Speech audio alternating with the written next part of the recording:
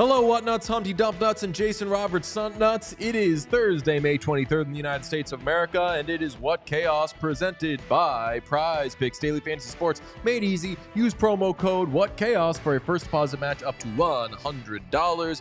I am David Bean. That is Peter Blackburn. That is Sean Hookah Pekka-Luukkonen DePaz. Hookah Pekka-Luukkonen is back big time. Yes. Butchergrass loved it. He did. It was a big hit, a smash success. The delivery on it was really, really good. I'll give you credit for that. Thank you. We all laughed like we had heard it the first time. And then after I was like, we've never said that before. And I was like, we have said that before, but haven't said it with the smoke and pipe part. Yeah. Yeah. I like the idea that you're just sitting over there just sucking that pipe. If you want to get me a hookah, I'll start doing it during shows for content. I don't think it's good behavior. I want to point out, we're just handing compliments out early. Incredible Top Gun Oilers shirt. I don't know why it exists, but I have to compliment it every time I see it. This was a throw-in. Yeah, a trade. I know. Yeah. This was a discounted shirt. I was buying a $50 Stu Skinner t-shirt. Asshole behavior. And I was like, while I'm getting this shit shipped from Edmonton, I'll throw in a little $16 Oilers Top Gun shirt. This is a better shirt than the Stu shirt. It is. I was going to say that. I was like, the Stu shirt is fine. Take or leave. I know you just wanted a piece of Stuart Skinner merchandise, but man, that Top Gun Oilers shirt is incredible. I needed to. Well, did you notice my types of frogs shirt that I'm wearing today? I did now. Yes, I did, but I was wondering why you were wearing it. Because frogs are cool. No, it's a cool Did shirt. you see but the back of it? No, I was going to say, does the back of it have a bunch of types of frogs? Back of it got a whole ass bunch of frogs. I do love informational T-shirts. They don't make them like they used to. How many types of frogs can you name? I mean, I would love to be like in line at Dunkin' Donuts and just be learning about types of frogs behind you. We should start making that kind of merch for What Chaos. It's like, hey, 10 best players remaining in the playoffs, and it's just on the back of the shirt. It's our list of the 10 best players. We should do like trading cards, but on shirts. So it's just like Zach Hyman's stats from this season on the back of a shirt. It's the goal chart. Yeah. Zach Hyman on the front. And then on the back, it's a goal chart. Here's where he scored his 54 goals. Have you seen the Red Sox, White Sox Divisional Series 2005 shirt I made? I don't think so. You know how they have shirts that will just be like, fucking, it happened when the Revs were playing Inter Miami. They were selling shirts that said like Revolution versus Inter Miami. It has the date in it and everything. And they do it before series. They're doing it right now. There's a disgusting Stars shirt that I'm probably going to buy. It's just their commemorating logos. The series. It's their logos on black, and it's just gross. It's terrible. But I made a shirt that looked like one of those, and then it just also said the result of the series, which is the White Sox won 3-0. So hell yeah! And I wear it to Red Sox games. I want one of those for the 2007 World Series, just because the Rockies are hilarious. It is funny to make one. Like it's no, but it looks like a Red Sox shirt. Yeah, it's a Red Sox lost that series. And then it just says CWS wins 3-0. That is good. I like that. Maybe I'll make one after for Pete, because you don't have any Stars stuff. So maybe after the Oilers pick up this Western Conference final dub. It's not going to happen. I don't think it's going to happen either. We'll get into more Western Conference talk, but let's kick it off with the New York Rangers falling at home in Game 1 of the Eastern Conference Final. 3-zippity-doo, and boy, stonk watch, Boston Bruins stonks up, because the President's Trophy winning team looked just like them last night. Yeah, at least the Bruins scored. Yeah. So I wanted to ask this question is, like, did that feel as much to you like a wake-up call for the Rangers as it did to me? Yes. Yeah. Which is dumb, because if the Panthers were going to win, it was probably going to be the same way that they've won all these other games. Some goaltender interference, although it was called back mercifully. We did get some nice goaltender interference chat, though. I'm starting to come around to it. I like to have the nightly was this goaltender interference thing, but really just dominance. The Rangers didn't do anything until like 10 minutes were left in the game. Yeah, I mean, they were without a shot for like 15 minutes in the second period. That happened to the Bruins a bunch. I know. But yeah, they really didn't generate a whole lot. They made a nice little push in the third period. They didn't finish on their opportunities. They had like 2 breakaways in the first period, both stopped by Sergei Bobrovsky, who didn't have a ton of work. But one of the breakaways, let me check my notes. One of the breakaways was it Will Coyle? One of the breakaways was Braden Schneider. Yeah. So the other one was Coyle. Yeah. Oh wait, you're talking about the Bruins? Or No. I'm talking about Coyle on the Rangers. Cullye. Okay. I thought you were saying Charlie Coyle. No. Yeah. But like Braden Schneider does not count as a breakaway, so good for him at least. Another assist for Gustav Forsling, who the Hurricanes, who are good with defensemen, waived that guy. Like very recently, like 2-3 years ago. Yeah. Crazy. Insane how good he's gotten. Generally, I would think maybe one of the best waiver pickups like of recent memory. He is the modern day, and he's a better player than this, but he's the modern day Dennis Seidenberg, where it went from like anyone could have had him to like, oh, this is a fucking like massive key top pairing guy. Yeah, Forsling is a monster. Like he's a huge part of that team, huge part of why, and I heard Jeff Merrick was talking about this yesterday or a couple days ago. Like Zito was hired in the Panthers front office. 2020. Really? Yeah. Doesn't it feel like he's been there much longer than that? I used to pester Bill Zito with phone calls and text messages because he famously was a player agent. I believe he represented Tim Thomas of the Boston Bruins. So that guy knows him some goalies. It's true. He's also got him some Sergei Bobrovsky, who still locked in. I didn't know if he was locked in, really, for sure, until the last 10 minutes. The Panthers take that bench minor for too many men. They were like, look, we're the Bruins. Took a too many men bench minor, and he was amazing. We'll talk about, of course, the own goal. That was very, very sad. But let's bring in, so he doesn't have to wait. We see him waiting for us. What Chaos Insider, Jonny Lazarus. Sorry, not Coyle. Cooley. Yes. Yeah. That was Logan Cooley. His last name is very confusing, and I got confused about how to pronounce it. Rupa. Hey, Jonny Lazarus, how are you? Hey, guys. I'm good. How are you? Are you sure you're good? Actually, in personal news, my sister just had her second baby. So there is some positive light today. There you go. Amazing. Yeah. Congratulations. Yeah. Thanks, guys. Appreciate that. Personal. You're the first ones I've told. Insider. I have actually held it in to tell you guys first. So when my sister had a baby, I shouted her out on the radio, and my mom was like, "Hey, you should have like waited a little longer." And I was like, "Why?" It's not like a pregnancy. That baby is alive. Yeah, it's not a pregnancy. Yeah. You're supposed to wait to announce the pregnancy, not the birth. I might have also done it with the pregnancy, so maybe I was on like they were like, all right, this is 2 strikes for you. Yeah, they were just like, stop saying anything about anybody. Stop breaking the news of your family expanding. Yeah. Anyway, Johnny, how do you feel about your New York Rangers? I take it you thought they would have won this series. I thought they would have won this series, but now they've choked it away and they've got no shot anymore. I still feel okay. And listen, there's obviously parts of that game, that you don't like, but when you kind of break it down and look at it, and maybe this is a biased perspective, as far as the quality chances in that game go, I thought the Rangers had more of them. Like Vincent Trocheck gets a 2-on-1 in the first period, dings Bob right in the head. Mask comes off. Braden Schneider hits the post on a breakaway. Will Cooley doesn't get enough on a shot on a breakaway. Alex Wemberg misses basically a wide open net. Bob makes a great last minute effort, save in the third. And Zibanejad has a one-timer at the end of the second that kind of hits Vinny Trocheck in front of the net. Like, these are all plays that the Rangers, had they scored on one of them, the outcome is probably different. And you look at the other side, the 2 goals Florida scored, 9 out of 10 times, I think Igor Shesterkin makes those saves. Like, Florida they were the better team, don't get me wrong. But the Rangers, as poorly as they did play, still had plenty of chances to win that hockey game. And you guys know just as well as me, like one play can change the entire course of a game. So, I'm not all that concerned, and there will be adjustments that need to be made, but Florida, credit to them, right? They're an unbelievable defensive team, the best defensive team in the regular season, and it showed a little bit last night.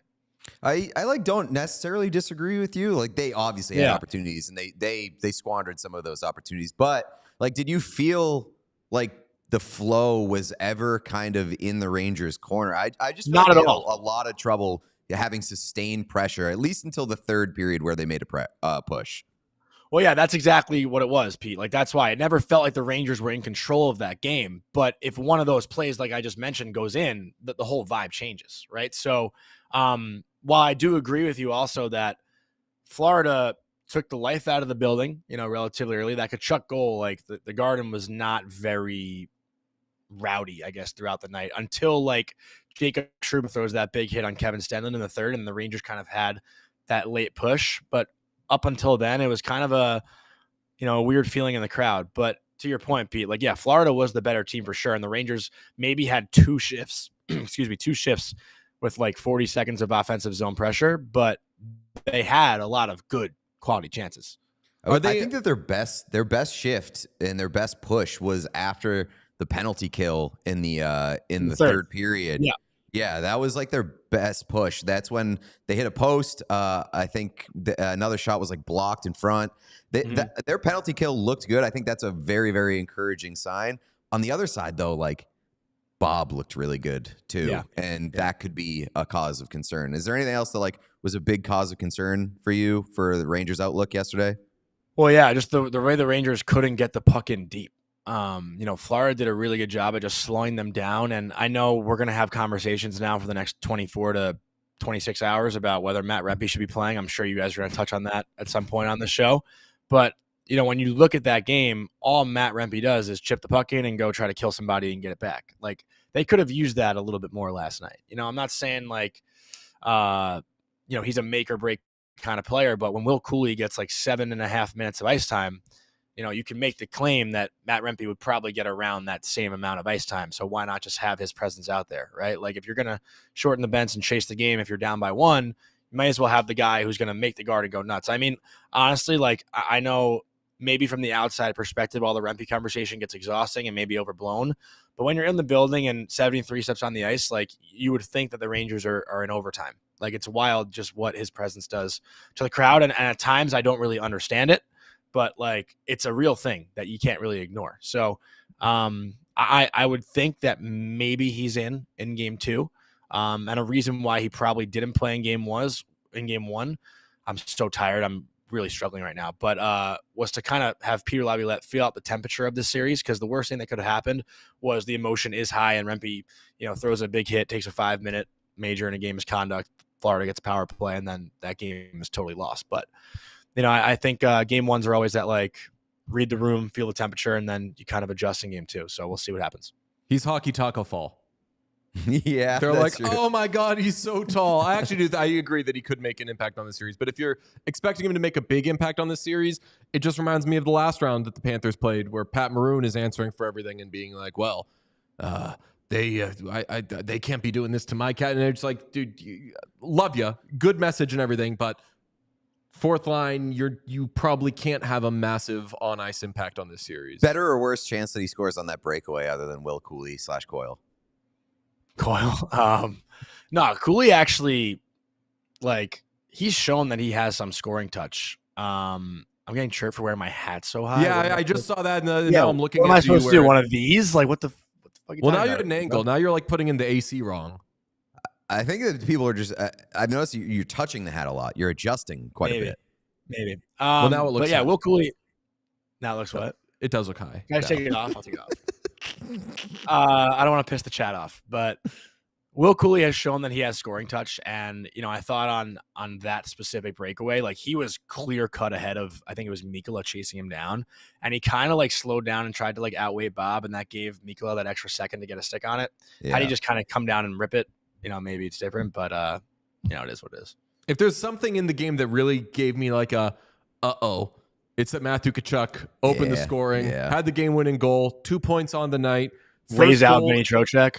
First goal in 6 games. Like, part of here's how you beat the Panthers is, thank God Matthew Tkachuk is silent right now, but Matthew Tkachuk woke up. Carter Verhaeghe, not the flashiest goal, we'll say. We'll spend probably 41 minutes on it coming up, but Tkachuk got going. Verhaeghe's on the score sheet. The guys that hadn't been doing a ton are now showing up for Florida. Concern? Have they not been doing a ton?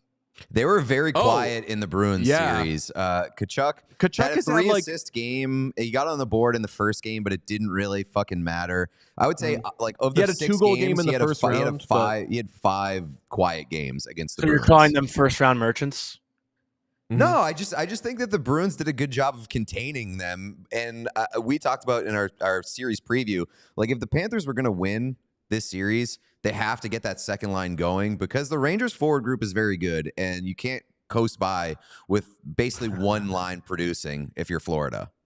Yeah, I mean, listen, I think, Verhaeghe's goal, right? That's Lafreniere having a great scoring touch, which we talk about all the time. Well, first of all, let's not put that on Lafreniere because what the fuck was Shesterkin doing? That was Igor's fault. Fired it in a straight line at the boards. There's a lot of little things that happen there. Keandre Miller goes for a change, with Verhaeghe kind of right next to him. Gustafsson could have read that play a little bit more and went to the corner when he saw Igor kind of come out. It happened so fast. I don't want to pick apart the whole thing too, but Lafreniere also didn't pick up Matthew Tkachuk. Instead, he just tried to play the pass. Like, Tkachuk was going backdoor, and Lafreniere could have just stuck with him because that was his man originally. You kind of, if you watch it, if you have the replay, you see him kind of stop and not even look at Tkachuk, just watch the puck the entire time. It's all these little things that, could have been different. But again, it happens so fast. But again, it's a guy trying to make the right play, and you're not going to put blame on him. And he actually, I thought, was one of the better players in the game last night for the Rangers. Oh yeah, no, I don't put blame on Lafreniere. In fact, I felt terrible for him right away because I know he's going to kick himself for it. I know that everybody's going to make fun of him for it. I won't get into specifics, but who's final boss in the chat? That's been a big question for us. I haven't really kept up with it, but I believe it's kept Sean very busy. Yeah, holy hell. I haven't had to do anything. He is, I assume it's a he, but whenever it's bad behavior, we assume it's a he. Just really towing the line constantly. We don't have enough to block him or ban him, but he's always on that line. Mm-hmm. So a bunch of fines, no suspensions. He's Jacob Trouba. Yeah, got it. He's right on that line. But Kasper's Dogvins, triple overtime, game 1 against the Blackhawks in the Stanley Cup final. David Krejci makes an incredible play to set him up to basically score a tap-in goal. He makes an extra move, loses the puck, misses the net, doesn't score. That haunted that dude. He was distraught. Huge moment. Everyone sees. Can change a game, can change a series, can change the fate of a franchise. That's a lot of weight on a person who, even if they're the most competitive and they do all their shit they're supposed to be doing, when you fuck up that colossally in front of so many people, I just can't have a lot of fun with it. I tweeted right away, Laz, oh no, when that goal was scored. Did you actually? I didn't even see that. Yeah, but then I couldn't get jokes off. I didn't want people to get jokes off. This kid has caught enough shit. He's obviously becoming a very, very good to great player. I didn't think that people could get jokes off about it. Sean, do you have the response to the thing I sent? I basically said that. I said, hey, guys, no jokes for a little bit. If you have a joke, wait 3 hours. And if you still think it's funny, then blast it off. And someone quote tweeted with, can't make fun of players scoring own goals anymore because of woke. Yeah, I can't make fun of this poor kid for it. What say you on it?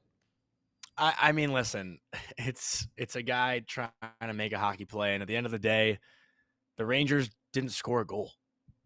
You can't win a hockey game if you don't score a goal. So he did that one time. Alex Lafreniere, he technically just wrong net. helped. That's it. Yeah, that's true. It's correctable.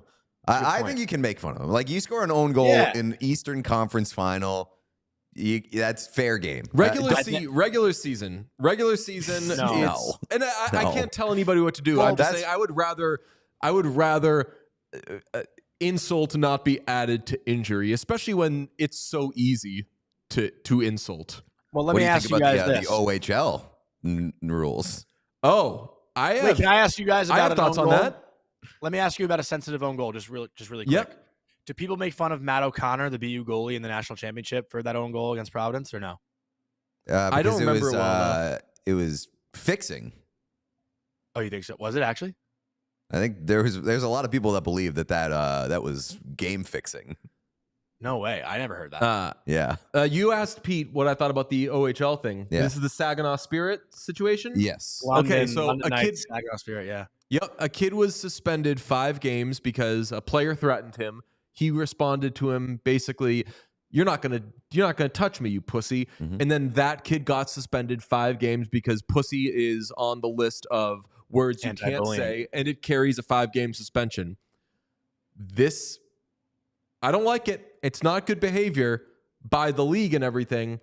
But if the rule is you can't say pussy, part of your assignment out there is to not say pussy. That makes me sound, and I'm not saying it as a softie and everything. If pussy is a word that gets to you and offends you and everything, then sure, that's added reason to not say it. But if one of the rules is you can't say it's it, just like common sense law. stupid rule. Yeah. Stupid rule. But you got, I mean, this happens a lot in football. We'll be like, oh, what a dumb rule that is. But it is a rule, right, and like, it sucks. And if you're playing, you have to follow the rule. It's stupid and it sucks, but that's my bitch ass take on it. I don't know if we want everybody's takes on it because someone will say something gets them in trouble. But I mean, I just if it says think don't say pussy, you can't say pussy.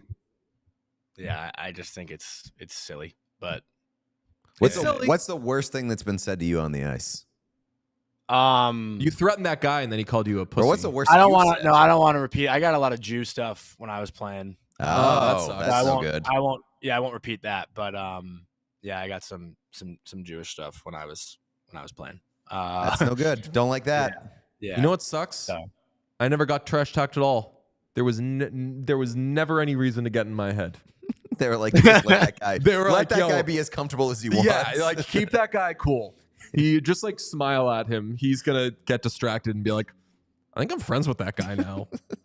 Well, it's very unfortunate, but you feel good about the Rangers in the series still? Correctable things, finish on chances, et cetera, et cetera? Yeah, I mean, listen, I think it's hard to say you feel good, but like you don't feel like they're done. You know, I mean, there's a lot of things that can change. In a playoff series, and if there's one goalie that can steal one, it's Igor Shesterkin, right? I don't think Bob necessarily stole that game, but I know Igor has a lot better in him. You know, I think if that Tkachuk goal doesn't go in, who knows the way the game flows. There's you could always be hypothetical in that way, but it's true. So, we'll see how it goes. But I think the Rangers come out in game 2 and they tie this thing up and take it 1-1 back to Florida. What did you think of the goaltender interference call? Man, if I'm a Bruins fan, I'm going nuts. That's for sure. They generally I are. imagine you were. It's With or without in the past. games, they're just going nuts. Yeah. The call was the right call, right? I thought so. It's just like, do we ever really know? No, definitely not. Like, I had no idea which way it was going. I thought that they were going to call it back just because Lomberg went into the crease by himself. Yeah. And then, but like, he went into the crease and didn't initiate contact until he was cross-checked by Lindgren, which was like, I was like, I don't know. He got a little extra something on the leg, though. He Yeah. got a little extra something. He like dragged it a little bit. I just think that when you enter the blue paint on your own will, then you kind of lose the benefit of the doubt. And that's why I thought they were going to call it back. And so I thought that it was the right call. Just wanted to see where you kind of landed on it. Yeah. I just think, like, I asked this question to Laviolette last round, and it was more about a specific play. But, Colby and I have talked about it on Morning Cup of Hockey. We feel like when the playoffs start, everything becomes a little bit more lenient with the calls, right? Like, bigger hits are allowed and all of that. The extra stuff after the whistle is a little bit more allowed, but the goalies get even more protection than they do in the regular season. And I'm wondering why that is. Like, do they not have to fight for position? Like, do they not have to duck and try to find the puck a little bit more? Like, I think you set a standard on the players in that it's playoff hockey, right? So anything kind of goes, but why is that different for the goalies? It seems like if they're breathed on, it's goalie interference. You know, Makes I think sense that a Rangers fan and a Chris Kreider fan would want Kreider to be able to run the goalie and take out the opposing team's goalie. Yeah, it would certainly help us a lot. Whatever works. Yeah, I don't blame you. Fantastic. DJ, I actually have a question for you. Let's party. How do you feel about the Oilers tonight? Because I was actually looking at some stats before, and did you guys know that Dallas is 0-6 in game ones going back to 2022? Did not know that. Yes. Yeah. Yes. I feel good about them. Dallas has historically struggled in game ones of series. So with this being a game one, I think that could be an advantage for the Oilers. The Oilers struggled in their last game one, famously blew a 3-goal lead, but they were good in game one against the Kings. And then prior to that, it was just the regular season. So I think that when you take that track record, apply it to now, I think the Oilers could win in game one, especially considering Dallas's struggles in game one. I loved taking a stat that was fed to you in a question and making it like your central argument. Buddy, that's how I fucking took tests that's my entire real politician life. Shit. Yeah, well, it's like snaps. Explain how the Industrial Revolution did whatever, blah, blah. It's like before the Industrial Revolution, there was just a lot of things that hadn't happened yet. For example, everything that was in the question. Well done. It's good to know. I think the Stars are a little rusty. Many are asking if they're rusty. They haven't played since last Friday.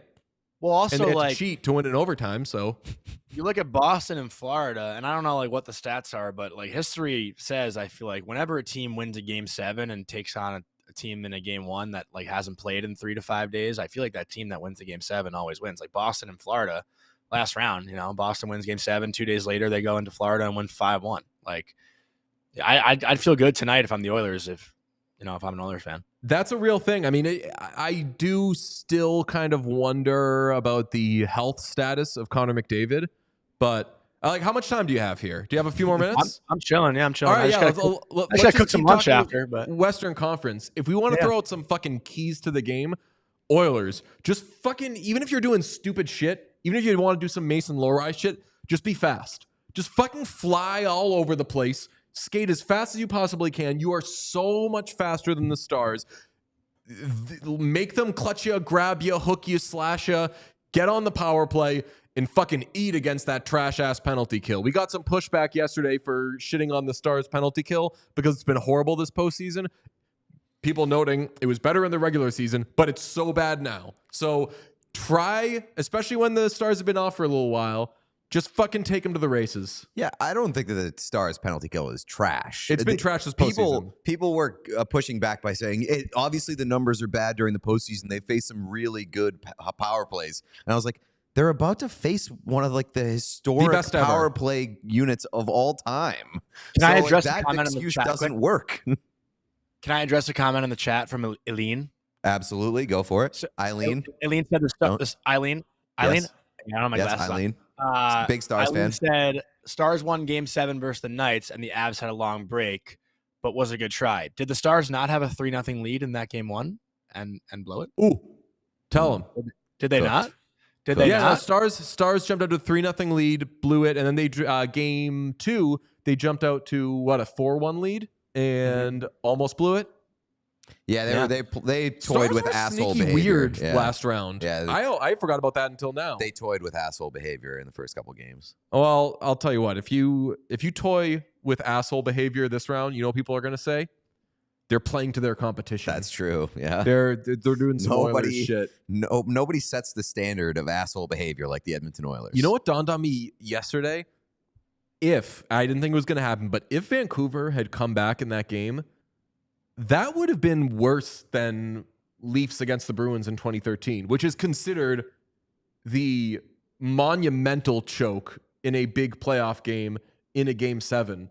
The Bruins came back against the Leafs in, I want to say, 10 minutes, 40 seconds. I think the Flyers Game 7 over the Bruins coming back from down 3-0 in the series and 3-0 in Game 7, that one's got to be worse. Yeah. Oh, yeah, that's true. Yeah, because it's got the weight of an entire series behind it, too. Yeah. But, like, I didn't even think, because as I was watching it, I was like, this is frustrating. This is annoying. I was not considering this could be an all-time choke. But I always thought they were going to win the series, and now here we are.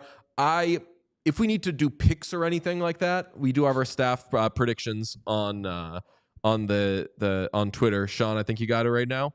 Johnny, what do you think of our staff predictions? I saw this yesterday in the East. I don't get it. Can you explain it?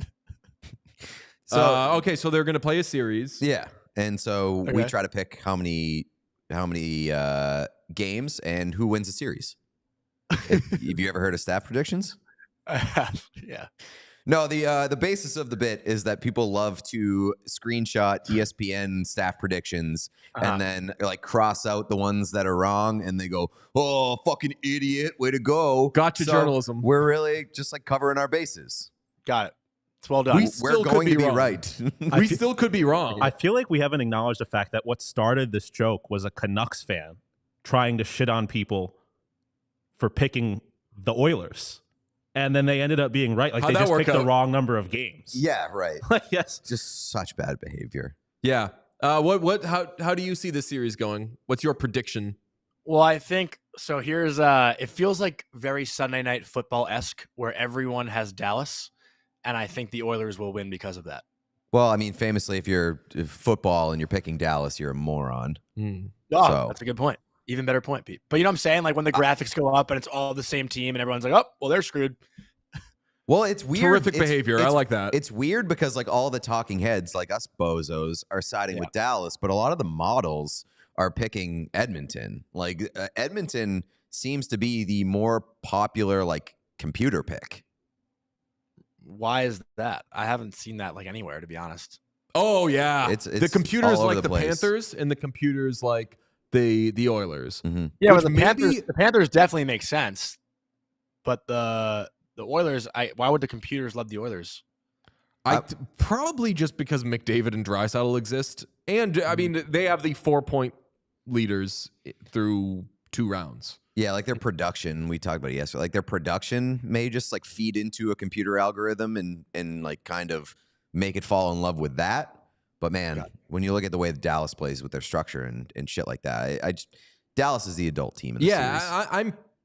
I'm picking the Oilers to win, and I think Dallas is going to win. I think that's a fair thing to say. The Oilers are inside the computer. That's right. Yeah. Yes, I do. Do you feel okay saying you think a team is going to beat the team you want to win? Because I know like some people. Yeah, I said it last series with the fair. Bruins. Because like I don't want to pick against the Oilers, so I'm not. But like I expect the Stars to win the series. I'm just not picking against them. Yeah, fair. Right. That's easy enough. How do you feel about the goaltending in this series? Because it really piqued my interest that Pete and Sean raised the point of we're maybe underrating Stuart Skinner, which I hope we're underrating Stuart Skinner with what people think of him right now, and maybe overrating Jake Ottinger. In the regular season, I know this is the playoffs, they had the same save percentage, basically had very similar seasons, and maybe a tad we have overrated what Jake Ottinger has been in the postseason for his career. So is it closer? Is the gap smaller than maybe people are making it out to be?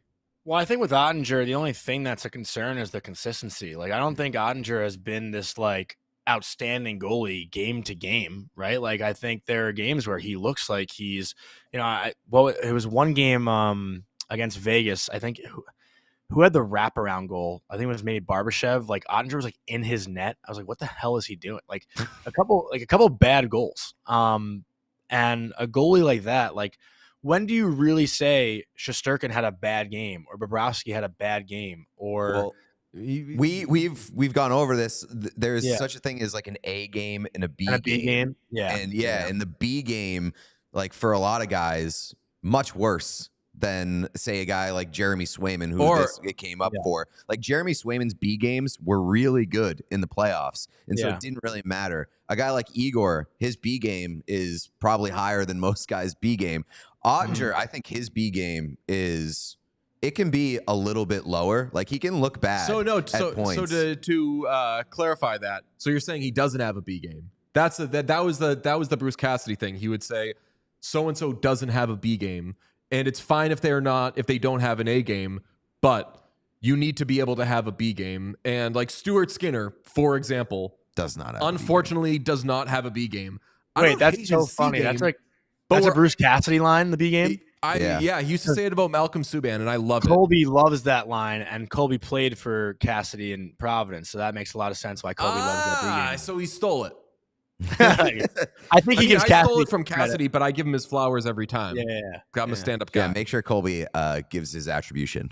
I will. Yeah. I will. Yeah, so I agree with you. Like, I think Ottinger, I don't want to say Ottinger doesn't have a B game. I think he has a B game. Yeah, but he can look bad. So maybe we see his B- game more often than we see his B game, though. That's maybe a way of... Yeah, that's fair. So I wouldn't quite get him down to a C game. Hey, Johnny, what's a Pirate's favorite letter? R. No, it's the C. Boom! Mark, fuck you, Johnny. Get him out of here. No, that was good, actually. I didn't even know. Yeah. Nice, I thought I nailed Antifa. Okay. Well, Johnny, you are the best. We appreciate you coming on with us. We hope that you continue to cover a very long Eastern Conference final because I think the series is going to rock still. Yeah, game one was a bit of a dud in my mind, entertainment-wise. Need more from the Rangers, but I think they got it in them, so I feel good for you. Also, you said you were fucking tired earlier. You did great. And you looked very... When you took off the hat, I was like, uh-oh, hat hair. You look great without a hat. Thanks, guys. I appreciate it. And your smile? I love you guys. Huh? Your beard's coming in nice? Yeah. God, you look so handsome. Am I getting the John Buccigross, when did you get hot treatment? You're low-key mothering right now. No, you didn't have to get hot. You've always been hot. That's right. You were born with it. Thank you, guys. How's your love life? Not good. It's taking a fall, but the Rangers are winning, so that's why. So it's like a kind of it's a fair trade-off. Well, they're starting to lose, so maybe hey,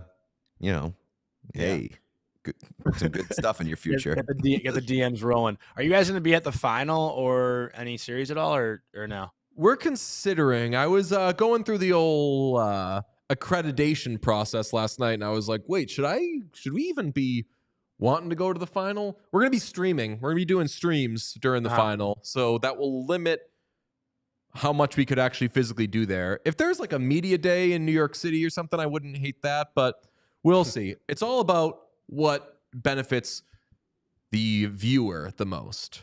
That's right. Okay. All right. Well, I'd love to see you guys. So let me know what your plans are, and thanks for having me on.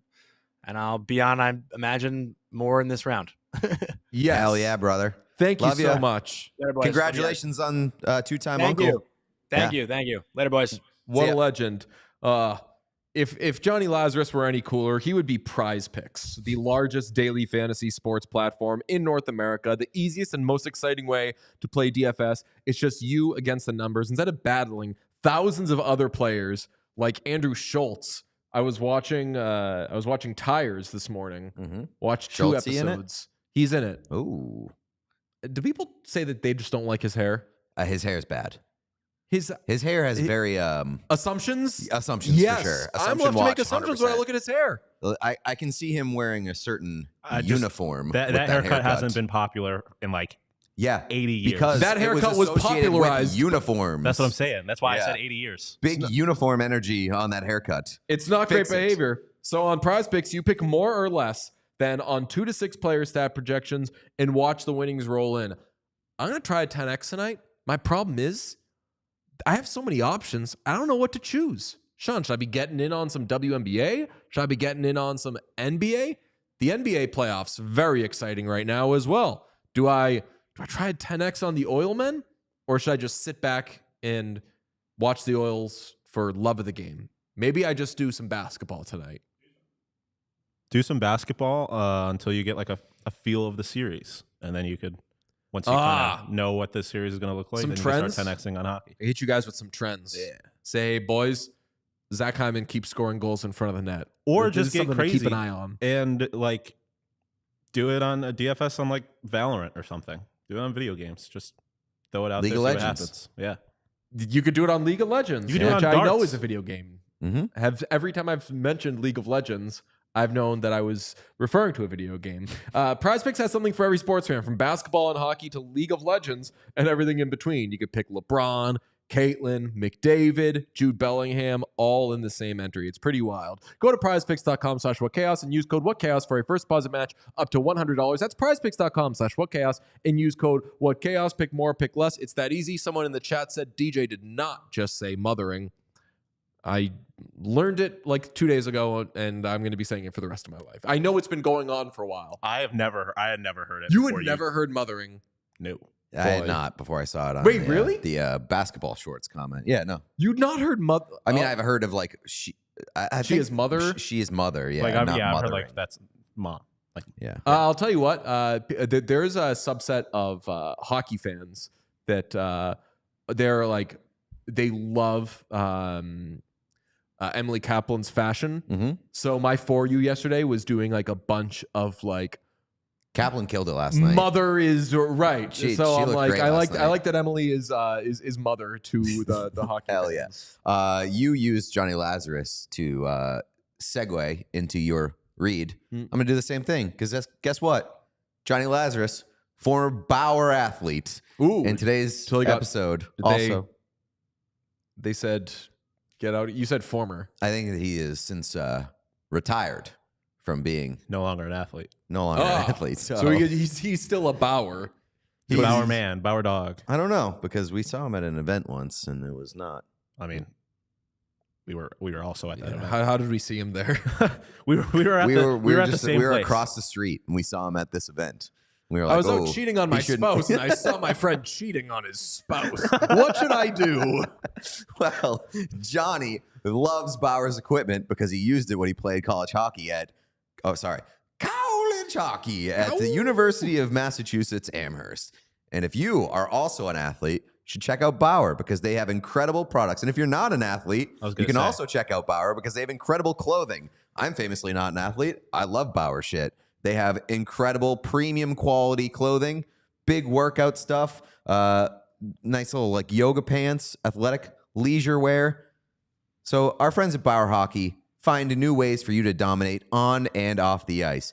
They're here to give you an assist by being the go-to destination for your training needs. Whether you're an elite skater or a rookie in rec league, these training tools are built to help you become the player or the person, fashionista maybe, that you've always wanted to be.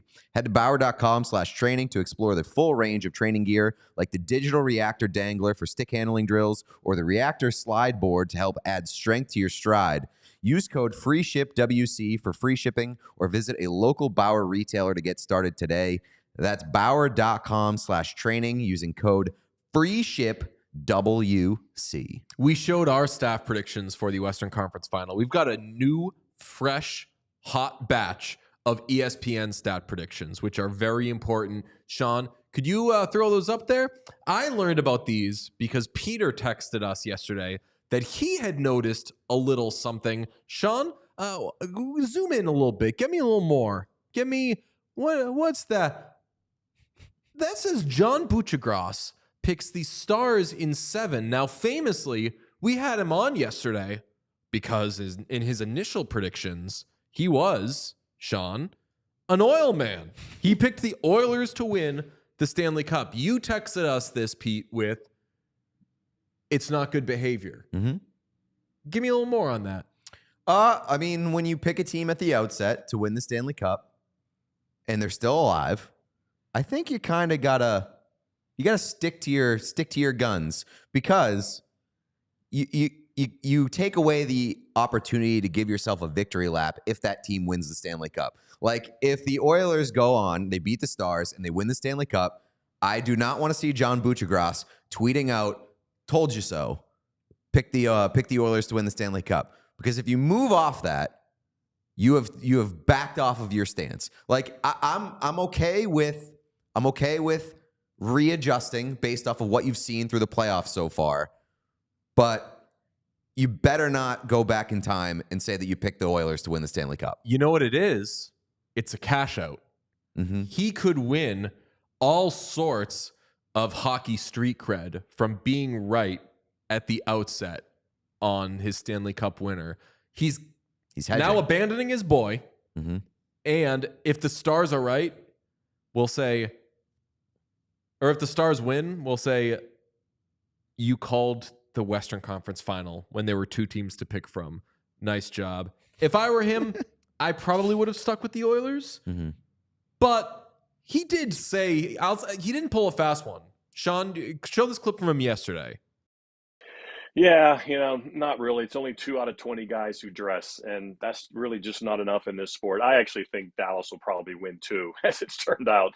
It looks like he doesn't feel good about it. Yeah. He seems resigned. Yeah, that's fair. All I'm saying is I don't think it's necessarily explicitly bad behavior. It becomes extraordinarily bad behavior if he takes a victory lap on the Oilers if they win the series and then win the Stanley Cup. Sean, your thoughts? Yeah, I mean, it definitely, like, I don't know. It you don't get any credit now for being right. That's just the only thing that. So that's I don't think it's horrible behavior, but I agree with everything that Pete said. Yeah. Where because of what you laid out, I don't think it's worth it to change. Yeah, now. right. Just fucking stay in your corner, not like stay in your lane, but like you picked a team that is still one of the 4 teams left remaining. If anything, say it louder. Say it with your chest. Well, it's because funny. Yesterday he said you have nothing to gain. Like they have nothing to gain by putting out these predictions. But you do. You have, even if it's something little, you have something to gain by getting the Stanley Cup prediction right. Let's be fucking real. He's a friend of the show, but this is John Buchagras. That guy could fucking self-promote on Twitter with the best of them. Ooh, Eric Ripperson makes a good point. Abandoning your boy is like real oil man behavior. So maybe he is. Maybe he is. He is on Bucci, full Oiler man. Oil man watch. Oh, you minx. You abandoned his boy. Committing to the bit. My child. Nice. Way to go. Butchie. I will say, like, I think he's right. I think before the playoffs started, picking the Oilers made sense. Based on what you've seen now, picking the Stars makes sense. But I'm a huge I got new information guy. Yeah. It's not that new. February. I mean, I think the Stars were always going to be more adult. Like, what was going to change when these 2 teams met? If at the beginning of the playoffs you said the Stars are going to meet the Oilers in the Western Conference Final, it'd be tough to not be like, so the Oilers didn't flame out? I fucking let it ride, baby. But if the Stars are in the Western Conference Final, you're like, they got there by being the Stars, and they were just probably adulting teams to death. So and like when you look at the bracket for the outset of the playoffs, you're like, damn, the Stars got through Vegas and Colorado en route to the Western Conference Final. Like, they're probably going to beat the Oilers. Well, to be fair, with like maybe the exception of like, did they get the shit beaten out of them on the way there? And they really haven't. We don't know where, like, how he thought the rest of the thing was going to, because like I thought the Avs were going to beat the Stars, and if the Avs had beaten the Stars, I definitely think the Oilers are beating the Avs. So like, agree with that big time. It depends on, and I will say, like, I don't think we could have expected Connor McDavid to not be as impactful to not be as like game breakery as we know he can be, and there was a little bit of a hope that Stuart Skinner wouldn't have been this bad. So those are, in my mind, those are the 2 things that have changed over the course of these playoffs based on what I expected at the start of the playoffs that would have changed my opinion on the Oilers. Good conversation. Yeah. I think that I land on it just probably wasn't worth it. I'm glad that Bucci's not like hard playing both sides of the fence. I mean, I'm going to tell him as soon as we finish this show, I'm going to tell him, make some fucking like Stars colored college hockey hats, lean into how you picked the Stars. And then if the Oilers win, I need you to fucking like go to Edmonton and hang out in the moss pit and be like, fucking told you, one round away from 4 more wins. He is Mac voice playing both sides so that he always wins. Yes, it's fine behavior. Okay, Devils hire Sheldon Keefe. Everybody's rooting for the Devils now, right? I'm such a Devils fan now because of this. Why? Explain it. Just go farther than this than the Leafs went. Show that Leafs were the problem. Cassidy, the Leafs. He can Bruce Cassidy the Leafs, which is, if you don't know, Bruins fired Bruce Cassidy. He took another job and immediately won the Stanley Cup. Hilarious move. Yeah, I mean, I do like Sheldon Keefe for the Devils. I don't know how much I love Sheldon Keefe as a game manager, an in-game manager. I have no idea if that guy's a good coach. I have never known. I'm undecided. I think that he makes some questionable in-game decisions, but you can't really argue with what he's gotten out of like the Leafs stars in terms of development over the years. Like, especially when I look at Austin Matthews and who Austin Matthews has become as a two-way player under Sheldon Keefe. Very, very impressive. And so if he's able to do like the same kind of things with like Jack Hughes and some of the Devils' younger players, like there's precedent for Sheldon Keefe being the right coach for that job. It's just about what he's able to do. But like also, either way, I think he's a fucking upgrade from Lindy Ruff in terms of a game manager. I was just about to ask you, Sean, Buffalo Sabres, would you rather have Lindy Ruff or Sheldon Keefe? I'd rather have Lindy. I think Really? I would rather have Lindy, but I mean, like, when it happened, I said I wanted Keefe just for this exact reason, for the pure meme factor of like if Sheldon Keefe managed to lead the Sabres over the Leafs, it would be awesome. To be clear, I am definitively not a Devils fan. I do not want to see them have success outside of them being slightly more successful than the Leafs. But yeah, I think I don't really know who I would actually have for specifically hockey reasons.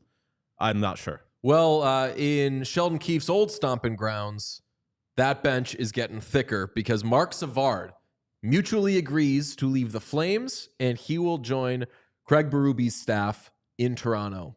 Old Savvy going to Toronto. How do we feel?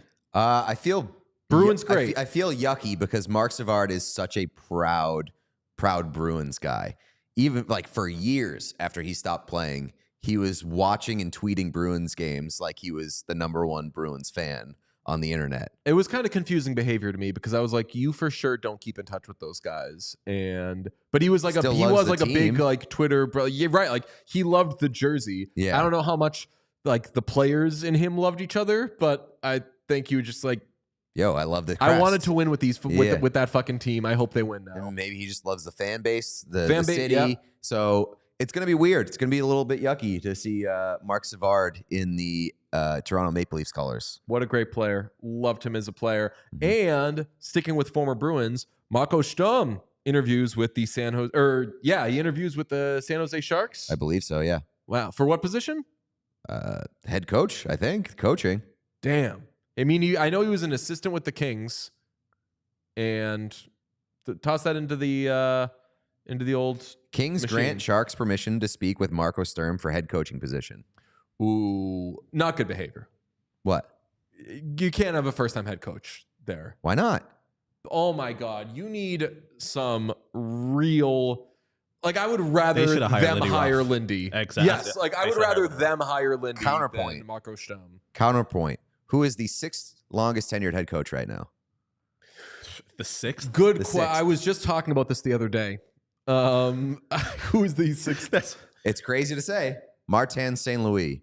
Martin St. Louis was plucked out of fucking nowhere to be the Montreal Canadiens head coach. But I know they haven't really like accomplished anything. Right. But the development on a player-by-player basis has been really good for the Montreal Canadiens. Like Cole Caulfield. Think about how bad Cole Caulfield was under Ducharme?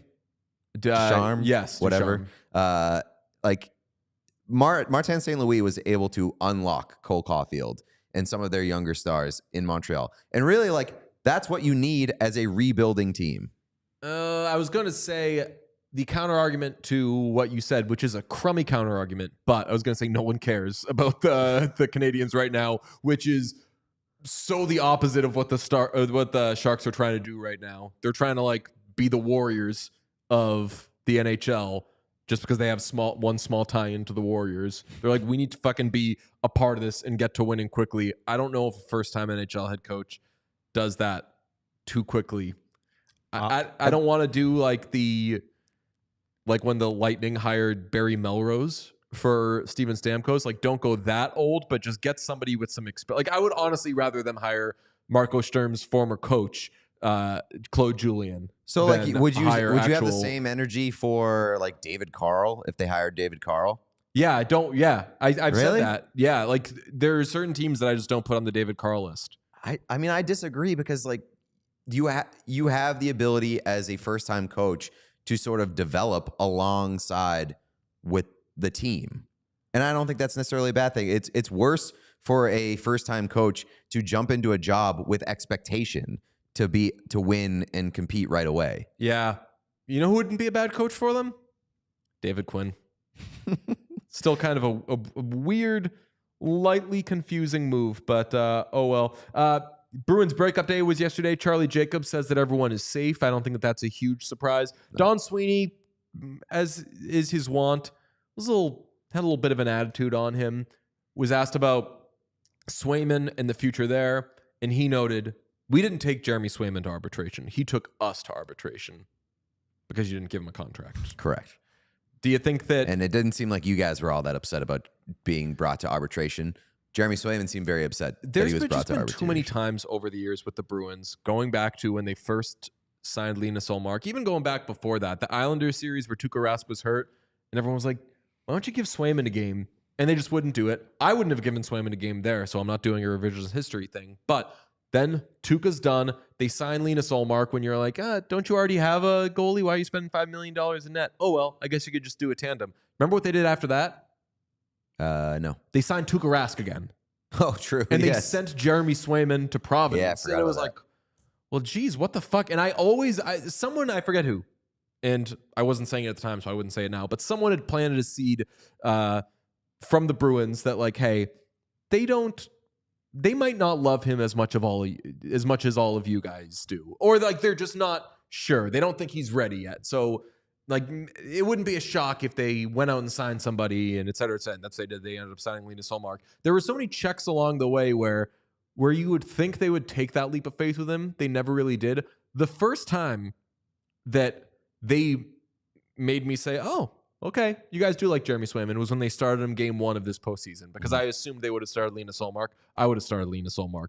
This was the first time they were like, all right, kid, we believe in you. Go for it. So any little bit of pissiness that Jeremy Swayman could have towards the Bruins, and Jeremy Swayman is the sweetest person in the world, I think is very, very warranted. So I don't love the behavior from Don Sweeney doing the, hey, he took us to arbitration. He also had the same energy with Jake DeBrusk. He was like negotiations two-way street and had like a little bit of pissiness. Sweeney does a lot of the... Jake DeBrusk isn't coming. I know you guys are hearing a lot of stuff.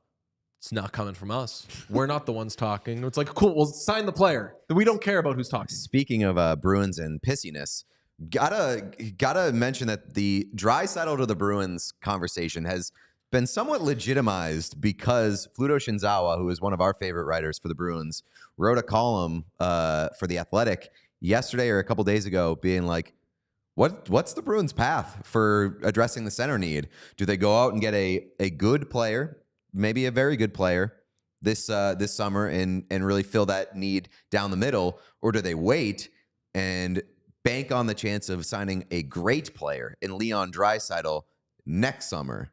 And so, like, we've kind of laughed off that discussion as it's been brought up, and like for good reason, because it was brought up like without real weight behind it. Yeah. But now I feel like it's been legitimized, and it can be a serious conversation. Well, yeah. Once Fluto asks the question, it's legitimate. There isn't a connection there other than that Draisaitl is friends with David Pastrnak, but. David Pasternak's friends with everybody. I was going to say, all you got to do is meet David Pastrnak, and you're friends with him. Hey, 2 years from now, Sharks are a little ahead of schedule. They got a German head coach. Oh, that's right.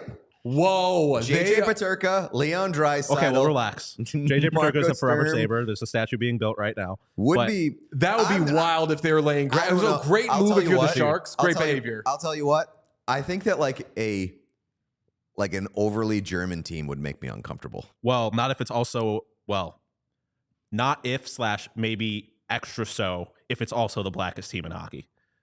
Because that's currently... But what if they signed Andrew Schultz as a team ambassador? Then you got to start asking some questions. I mean, it depends on the relationship. Is it like building bridges, healing wounds, or is it like a throwback Thursday? Okay, well, I will amend my I wouldn't hire Marco Sturm if I'm the Sharks take. Just for that? If that is we've got a 0.0001 chance of one day signing Leon drafting Draisaitl. Bronny James. Absolutely. Yes. Sure. What the and I just said like they're trying to build something quick. You do this with we're the fucking Sharks. Who cares? If we can get Leon Draisaitl, hell yeah. We got a small chance of being in business. The Draisaitl Bruins thing, I just think, and I think Fluto hit on this, if that happens this summer. I don't think that the Oilers I'm going back. No, there's no way. Do they let him walk for nothing? Yeah, I mean, if they have to, if he doesn't want to sign, I don't think that the Oilers are going to willingly part with Leon Draisaitl. And I don't think that the Bruins could fucking trade for Leon Draisaitl. That's another thing. They just do not have what what could you possibly give up? You'd need to Linus Ullmark. Like if Stuart Skinner is awful and maybe you can trade Linus Ullmark, but like Ullmark could play whack-a-mole with that shit. No. I know, but I just don't possibly see the Bruins trading for Leon Draisaitl. At some point, maybe we'll do it tomorrow. It's been pushed back because we've had so many good guests, but we're going to talk about fans and teams coming up with absurd, far-fetched fixes to whatever their problems are. But like, say the Bruins were trying to trade for Leon Draisaitl as we enter game 1 of the fucking Western Conference Final, where Leon Draisaitl, the best player in hockey right now, is trying to lead his team to a Stanley Cup. Ridiculous conversation. I get it. What are the Bruins give? Like, to get Leon Draisaitl, if the Bruins were to trade for him, Charlie McAvoy, Mason Lohrei, but like, Mason Lohrei, I feel like doesn't even tip the scale when you're talking about players the caliber of Leon Draisaitl. I guess it depends on like leverage too. Like how badly does he want out? Like will he refuse to play his final season? Like McAvoy, Lohrei, Poitras, first round pick. Like that is a player where like I don't think there is a price too big. And if he's out there and available on the trade market, other teams are going to be able to beat whatever the Bruins offer. Yeah. And do you want Draisaitl to stay in Edmonton? Kind of. I really want him to stay in Edmonton, obviously. But I think that for sure he could be the best player on a cup-winning team. But, I mean, shit, he could be the best player on a cup-winning team this year. He's been better than McDavid this postseason. I've never looked at him and McDavid being like, well, that's going to have to end at some point. And they just seem like guys like Sid and Gino that can play together forever and be happy about it. And you know what would suck? You know what would really suck about Leon Draisaitl if he went to a new team? Say goodbye to his office. True. The reason he's playing there is because they have McDavid playing the bumper. He would just go play the bumper on those power plays. And most likely he'd be going, unless he goes to like the Toronto Maple Leafs, he'd most likely be going to a market with less psychotic media, and the possibility of getting pissy Leon Draisaitl would come down quite a bit because he's not going to get any crazy questions. Don't give me Utah Leon. Do not give me... I think he'd get pissy in Utah. Be in Utah. Like he can't go play for like the Stars or the Panthers, because if he's living somewhere where like in a nice city where the weather's nice, I don't want fully content Leon Draisaitl either. And let me tell you this: if Leon Draisaitl goes to the Stars, that is some fucking KD shit. I love Leon Draisaitl; might be my favorite player in the league. That is some KD to the Warriors shit, which I am pro, because it's chaos. It's chaos, and he makes that team better. He automatically is the best player. They wouldn't be able to afford him. Yeah, that's probably true, but I don't want to get into the KD thing, but all right, he was right. Tonight, let's watch Leon with his current team and future team, forever team, his forever home, the Edmonton Oilers. I say forever home. You know what that is? Forever it's a home? Dog reference. It's a dog reference, and I'm about to a pissy. You know what that is? It's a dog reference. Dogs piss sometimes. Yeah. On June 7th, my birthday. Oh, Matt Bolesky's birthday. Congratulations. Milan Lucic's birthday. That's right. Did I say Matt Bolesky? You did. Did I say Prince? No. Did I say Allen Iverson? Prince doesn't celebrate birthdays anymore. Michael Cera. Oh, no. Prince. Minnesota, I feel like, celebrates his birthday enough for him. Minnesota Wild, bad behavior going away from Let's Go Crazy. That was one of the best that they had a few years ago. Or I'm thinking of the Timberwolves, but the Timberwolves had like the Prince jersey, Purple Rains. So dope. Well, on June 7th, the NHL will hold the first ever Stanley Pup, which basically sounds like hockey's version of the Puppy Bowl. It will run an hour, and it will feature appearances from Kristen Chenoweth and Miranda Lambert, among others. Reading from Deadline, partnering with the nonprofit organization Petco Love, the friendly competition will feature adoptable rescue dogs. All 32 teams will be represented by a four-legged friend, many of whom will be available for adoption from a shelter or rescue group in their respective city. Quick timeout. If you see a dog that is cool enough on there, would you try to adopt a dog from the Stanley Pup? If I didn't already have two dogs. Maybe that's where I end up getting my dog. Can I express a problem that I have with this already? Yep. It specifically says each NHL team will be represented by a four-legged friend. What about our tripod friends? I was going to say, there are dogs that do not have four legs. Yeah, exactly. And those are some of the best fucking dogs. And also, Utah's getting a dog before it's getting a jersey. Bad behavior. It's true. If I had an opportunity to adopt a three-legged dog, I would do it so fucking fast. During the hour-long special, writes Deadline, 16 pups representing the teams that qualified for the 2024 Stanley Cup playoffs will face off in a friendly competition showcasing their adorable canine skills. I love the fact that the losers got to stand around on their phones, just like filming and sending shit to their friends. Quote, at the NHL, we love supporting great causes, and the opportunity to produce a program that finds homes for rescue dogs is so fulfilling, said NHL Chief Content Officer Steve Mayer.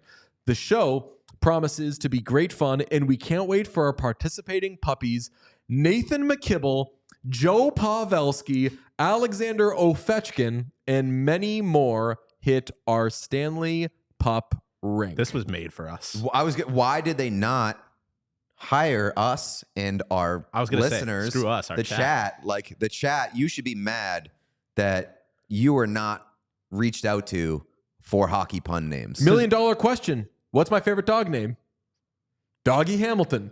Is there going to be a Doggy Hamilton? That's no, because the Devils did not qualify for the playoffs. But there's going to be 32 dogs there. Right, but did they not get names? The only puns were names from teams that made the playoffs. But, I mean, one of them is Joe Pavelski. I mean, one of them is Alexander Ovechkin, who he didn't score.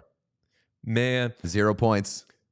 Part of the barely made the playoffs. Part of the whole what chaos thing, like the big dream in the brain and everything, was I wanted at some point people to hire us to make their hockey stuff cooler, like help to we could write a joke or two for the NHL awards or something. Which is that still happening? Because every 3 days I'm seeing who the Norris winner is, and the Jack Adams winner, and the Selke winner, and everything. If they have an NHL awards, it's going to be 12 minutes long. Yeah, I didn't even think about that because it's usually draft week, isn't it? It's like right before the draft. It's right before the draft, and John Hamm comes out and he says who the Vezina. Like, did we learn who the Vezina winner is? Not yet. I love that. But I feel like we know who won the Vezina probably. Connor Hellebuyck. Yeah. So it's like. There's not a lot of mystery behind Connor it. They should have if they were going to leak the ones that everyone already knew who won. Right. Jack Adams, I thought, was a very interesting one. Rick Tocchet won, which I think everybody would have classified him as like the leader in the clubhouse. Yep. But there were a number of guys who could have made a strong case. What do we do for the what do we do for the Stanley Pup? Stream it. Do we stream the Do we do a Stanley Pup stream? When is it again? June 7th. I believe that is a.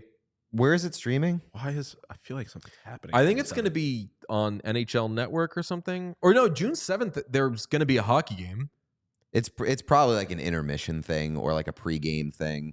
Oh, I mean, it's like the Puppy Bowl. The Puppy Bowl. They just do it on Animal Planet before Super Bowl at some point. I like this. So obviously the chat is acting up, which we absolutely love. Somebody says Connor Dard Dog Bedard. Oh, Nick Shitzuki. Nice. David Pasternak. Yeah, I've heard some Patrice Bergeron before. Linus Ullmark. Best one is Doggy Hamilton. Having a dog named Doggy is fantastic. You wouldn't name him Hamilton? What's that? You wouldn't? Would you call him Doggy or would you call him Hamilton? Oh, good question. Probably Doggy. No, your dog would be a French Bulldog most likely. Yep. Hamilton, the French Bulldog, would be such a good name. No, my intended name if I get a dog is Buckingham for Lindsey Buckingham. But I know that you're supposed to, you haven't done this and it's worked out very well for summer. You are supposed to have it end with like a Y, something about how dogs you know how stupid they can be. It's just like their lives are easier if their names are. That's if you get a stupid dog, I think. Like I have a German Shepherd. If I got a French Bulldog, it would be a stupid dog. Yeah. French Bulldogs, as I told you before the show, are like scientifically made to be the cutest things in the world, and nothing else goes to anything else. Yeah. They can't breathe. Stat assignments for create a character. All of them are on like cuteness. Stupid, breathing, just like functionality, all 0. That's a video game thing for a non-gamer. I apply that to so many things where I think of things in terms of attributes. Where like, man, sometimes I wake up and I'm like, God, how come God gave me 100 points to looks? I wish I could be a little happier. Stuff like that. It's funny that Lark says that 2 syllables are the best for the I hate. Like any name that's more than a syllable, I'm going to shorten anyways. Like baby. I don't ever call her baby. I almost always call her cat.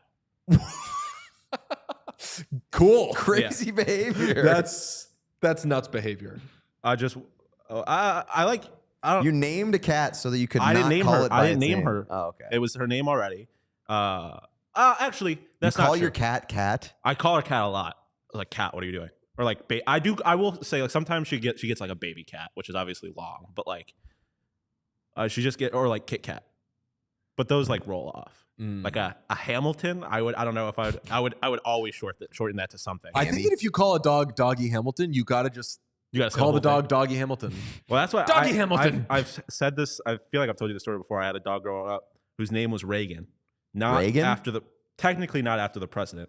He was named after. He was a Great Dane, and so we named him after. We wanted to name him after an aircraft carrier. Oh, okay. So his full name, any paperwork on his what is it called?